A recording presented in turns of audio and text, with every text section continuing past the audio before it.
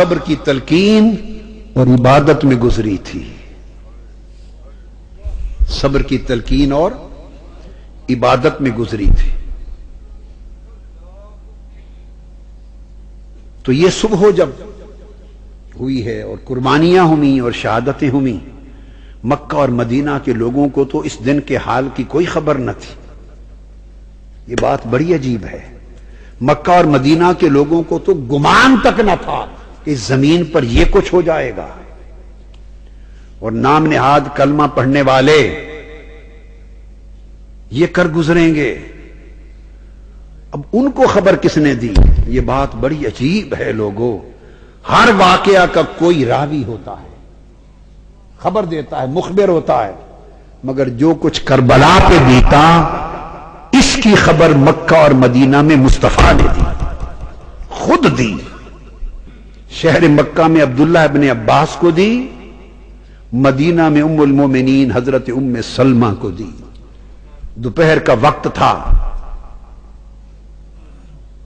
میں نے ایسے لوگ بھی دیکھے ہیں جو بدبخت اور بدنصیب یہ کوشش کرتے تھے موسم اور مہینوں کا حساب نکال کے کہ کہیں یہ ثابت ہو جائے کہ جب کربلا کا معرکہ بپا ہوا تو سردیوں کا موسم تھا، گرمی نہیں تھی، تاکہ یہ جو تم ان کی پیاس کے قصے بیان کرتے ہو یہ ختم ہو جائے. لعنت ہو تم پر. یہ سارا کچھ اس بدبخت یزید اور اس کی فوج اور اس کے لشکر کے دفاع کے لیے ہے. کبھی اس کو جنتی بنانا، کبھی اس کی بخشش و مغفرت کا سوچنا، کبھی اس کو بے گناہ بنانا.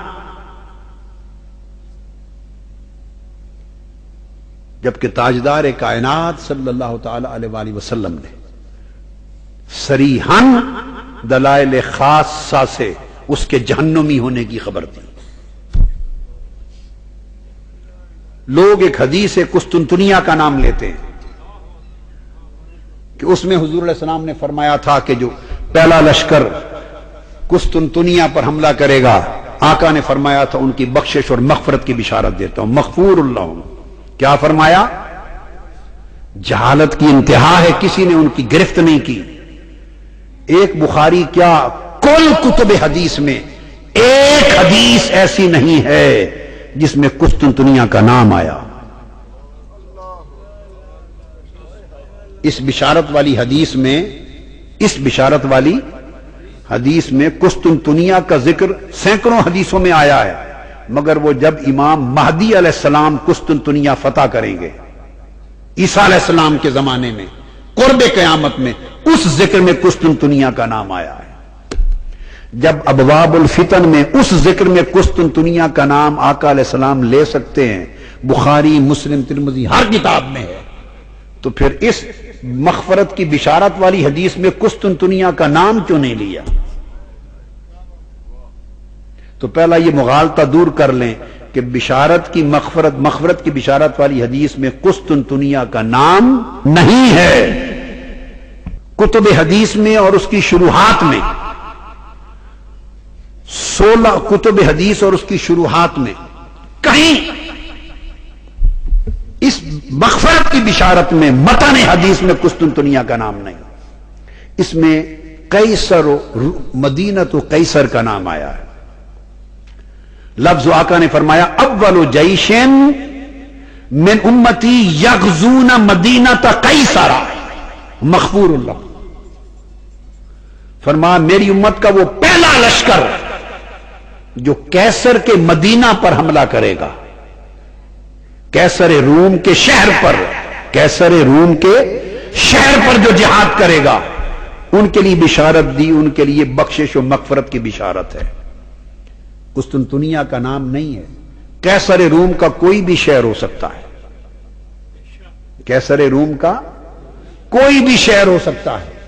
قسطنطنیہ کا نام شارحین نے لیا، صاحب حدیث نے مصطفیٰ نے نہیں لیا صلی اللہ علیہ وآلہ وسلم. فرمایا مدینہ قیصر.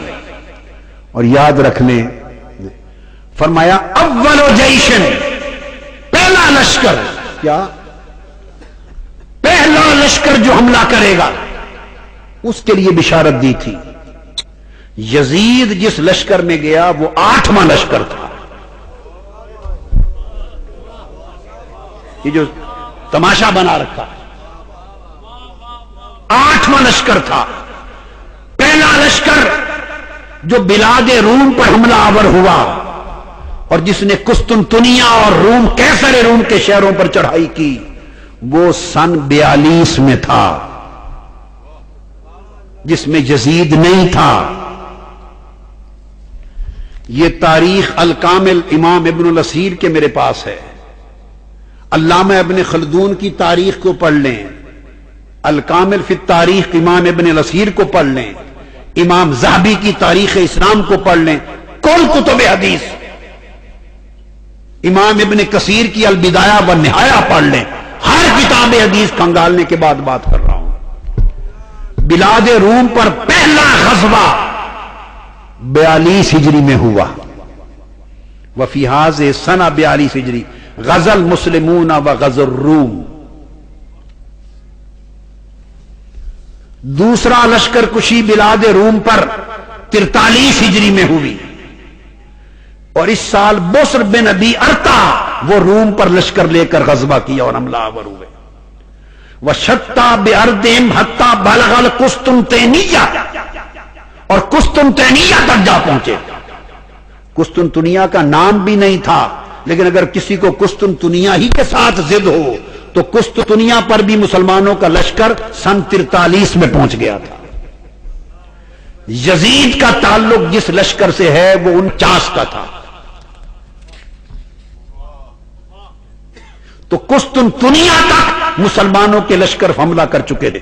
حضور نے فرمایا تھا اول جیشن، کیا پہلا لشکر میری امت کا جو غزوہ کرے گا کیسر کے شہروں پر اس کی مغفرت ہے. تو پہلے لشکر کے حقدار تو 39 والے بنتے ہیں یا اس کے بعد 43 والے بنتے ہیں. تیسرا لشکر 49 میں گیا اور اس کے کمانڈر عبد الرحمن بن خالد بن ولید تھے. حضرت خالد بن ولید کے صاحبزادے عبد الرحمن. اور اس سے پہلا جو لشکر گیا اس کے کمانڈر حضرت بسر بن ابی ارتا تھے، روم پر جو گیا مدینہ قیصر میں. 44 میں حضرت عبد الرحمن بن خالد بن ولید گئے اور ان کے ساتھ پھر بسر بن ابی ارتا نے بحری جنگ کر کے روم پر حملہ کیا قسطنطنیہ تک 44 میں. تیسرا لشکر پھر 46 میں گیا ارض روم پر اور 46 کے لشکر میں پھر مالک بن عبداللہ کمانڈر تھے اور اس کے ایک دستے کے عبد الرحمن بن خالد بن ولید کمانڈر تھے اور اس کے ایک اور دستے کے حضرت مالک بن حبیرہ السکونی کمانڈر تھے. ان کی کمانڈ میں لشکر گئے 46 میں. پھر اس کے بعد اگلے لشکر 43 میں گئے ارض روم پر اور اس کے کمانڈر مالک بن حبیرہ تھے اور حضرت عبد الرحمن القینی انطاکیہ والے وہ تھے. ان کی کمانڈ میں لشکر پھر گئے روم اور قسطنطنیہ کے علاقوں میں. پھر چھٹا لشکر 50 میں گیا، اس کے کمانڈر پھر مالک بن حبیرہ تھے روم پر اور غزوہ ہوا فضالہ بن عبید کا، وہ بھی کمانڈر تھے اور ان کے ہاتھوں روم کے شہر فتح ہوئے. کیسر روم کے شہر فتح ہوئے، مال غنیمت ہاتھ میں آیا. اور پھر ایک تیسرا غزوہ اور ہوا اسی سن میں اور اس کا کمانڈر یزید بن شجرہ الرہاوی تھا. یہ اور صحابی تھے، تم نے خلط ملط کر رکھا ہے.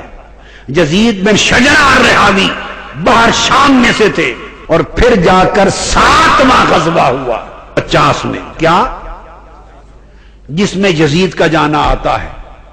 تو آقا نے شرط لگائی تھی، یہ بخاری کی حدیث کے لفظ ہیں اول جیشن، کہ بلاد روم مدینہ قیصر پر غزوہ فتح کی شرط نہیں ہے. حدیث میں فتح کا لفظ نہیں ہے، یغزو، جو جنگ کرے گا جو غزوہ کرے گا، فتح بھلے کب جا کرو، جو جنگ کرے گا وہ پہلا لشکر اس کے لیے